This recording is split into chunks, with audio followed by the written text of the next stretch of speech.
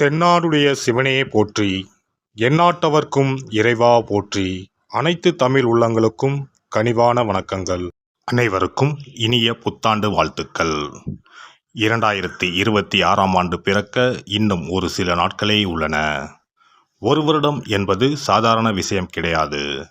12 மாதங்களில் ஒருவரின் வாழ்க்கை மேலேயும் போகும், சரிந்து கீழேயும் போகும்.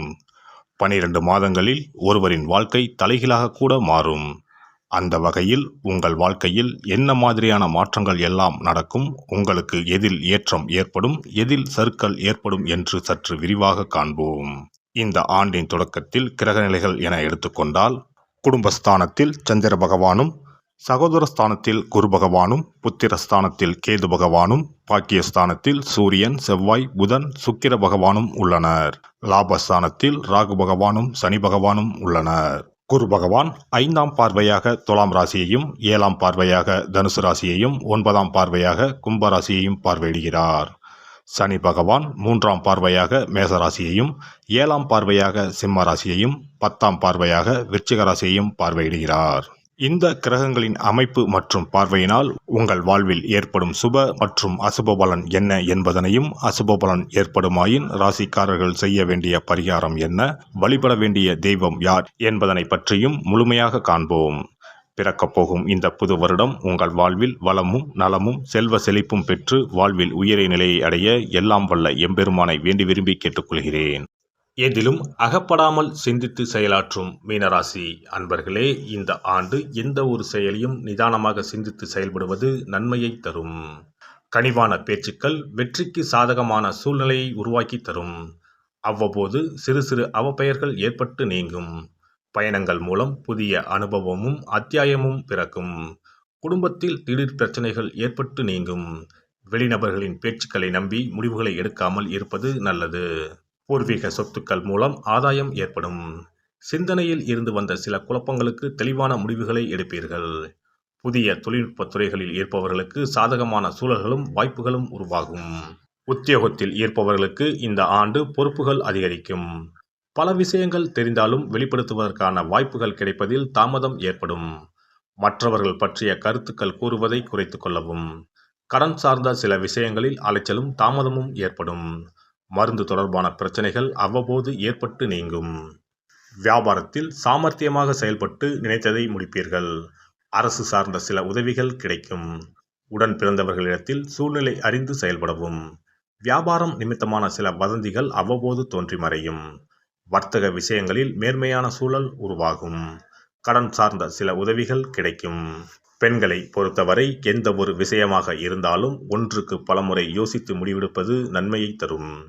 உடல் ஆரோக்கியத்தில் கவனம் வேண்டும். நீண்ட தூர தனிப்பட்ட பயணங்களை குறைத்துக் கொள்வது தேவையற்ற விரயங்களை தவிர்க்கும். குழந்தைகள் வழியில் ஆதரவான சூழல் அமையும். மனதளவில் நினைத்த சில காரியங்கள் சாதகமாக முடியும். அரசியல் சார்ந்த துறைகளில் இருப்பவர்களுக்கு பழைய பிரச்சனைகளால் சில நெருக்கடிகள் உண்டாகும். எதிர்பாராத சில செலவுகளால் கையிருப்புகள் குறையும். உழைப்புக்கு முக்கியத்துவம் கொடுத்து செயல்படுவது நன்மை தரும்.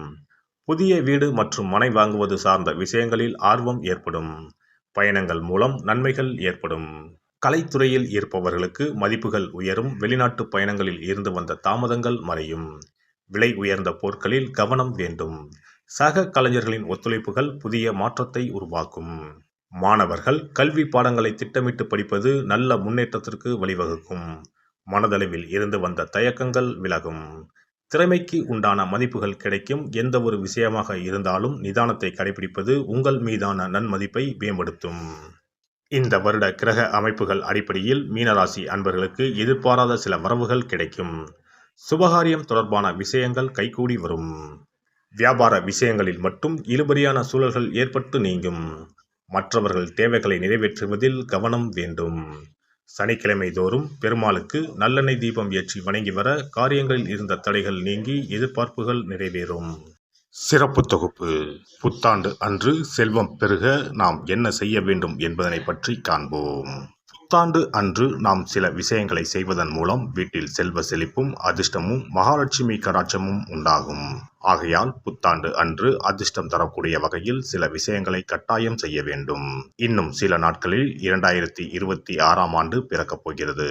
அதாவது ஜனவரி 1/1/2026 அன்று கோவிலுக்கு செல்வது, தானம் செய்வது, புது ஆடை அணிவது மற்றும் வீட்டிற்கு தேவையான பொருட்களை வாங்குவது என பலவற்றை செய்வதன் மூலம் நற்பலன்களை பெற முடியும். பொதுவாக பெரும்பாலான வீடுகளில் எதிர்மறையான எண்ணங்கள் எப்போதும் இருந்து கொண்டே இருக்கும். இதனால் வீட்டில் அதிர்ஷ்டம் என்பதே இருக்காது. முக்கியமாக குடும்பத்தில் மகிழ்ச்சி என்பதே இருக்காது. இவை அனைத்திற்கும் தீர்வு கடவுள் வழிபாடு ஒன்றே ஆகும். கடவுளுக்கு உரிய பொருட்களை வாங்கி வழிபடுவதன் மூலம் வீட்டில் நேர்மறை ஆற்றல் பெருகி குடும்பத்தில் மகிழ்ச்சியும் செல்வ செழிப்பும் உண்டாகும். புத்தாண்டு அன்று வாங்க வேண்டிய 3 முக்கியமான பொருள்: துளசி இலை, ஏலக்காய், கல்உப்பு. துளசி இலை, ஏலக்காய், கல்உப்பு ஆகிய 3ம் மகாலட்சுமியின் அம்சம்.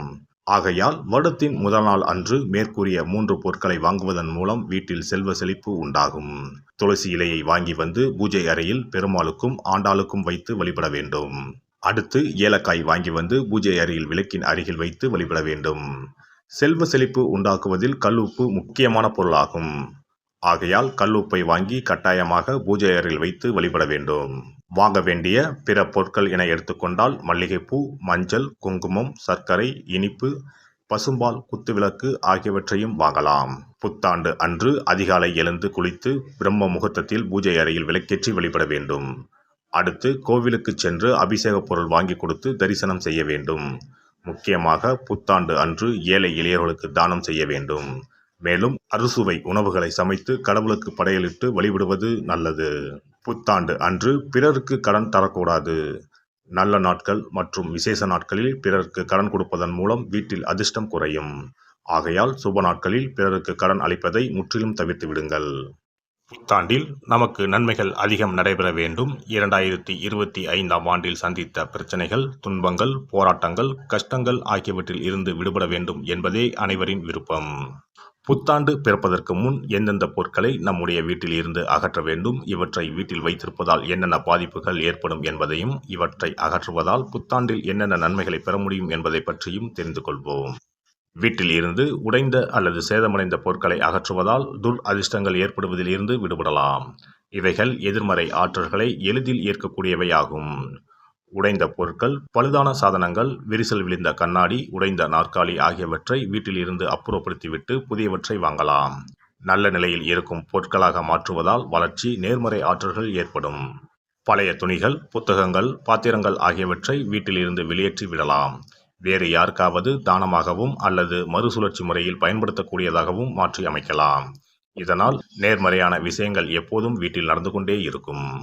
தேங்கிய நீர், காய்ந்த பூக்கள் ஆகியவற்றை வீட்டில் இருந்து தூக்கி எறிவதால் எதிர்மறை ஆற்றல்கள் வீட்டில் பரவுவதை தடுக்கலாம். புதிதாக இருக்கும் மலர்கள், புதிய தண்ணீர் ஆகியவற்றால் வீட்டில் எப்போதும் புத்துணர்ச்சி நிறைந்திருக்கும், மகிழ்ச்சி மலரும். காலாவதியான உணவுப் பொருட்கள், மருந்துகள், அழகு சாதன பொருட்களை வீட்டில் வைத்திருப்பதால் வீட்டில் தேக்க நிலை, எதிர்மறையான சூழல் இருந்து கொண்டே இருக்கும். இதனால் வீட்டில் அடிக்கடி நோய்களும் வந்து கொண்டே இருக்கும். ஆரோக்கியமான சூழலை வீட்டில் உருவாக்கவும், புதிய வாய்ப்புகள், நல்ல விஷயங்கள் தேடி வருவதற்கும் காலாவதியான பொருட்களை அகற்றிவிட்டு சுத்தமான காற்று, ஆற்றல் வந்து செல்லும் வகையில் வீட்டை காற்றோட்டம் உள்ளதாக வைத்திருக்க வேண்டும். எல்லாம் வல்ல இறையருளால் நீங்களும் உங்கள் அன்பு குடும்பமும் உடல் நலம், நீளாயுள், நிறை செல்வம், உயர் புகழ், மெய்ஞானம் ஓங்கி வாழ்க வளமுடன். இந்த வீடியோ பதிவு உங்களுக்கு பிடித்திருந்தால் லைக் பண்ணுங்க, கமெண்ட் பண்ணுங்க, ஷேர் பண்ணுங்க, மறக்காம சப்ஸ்கிரைப் பண்ணுங்க, பக்கத்துல இருக்கிற பெல் பட்டனை கிளிக் பண்ணுங்க. நன்றி, வணக்கம். ஓம் நமச்சிவாய. சிவாய நம.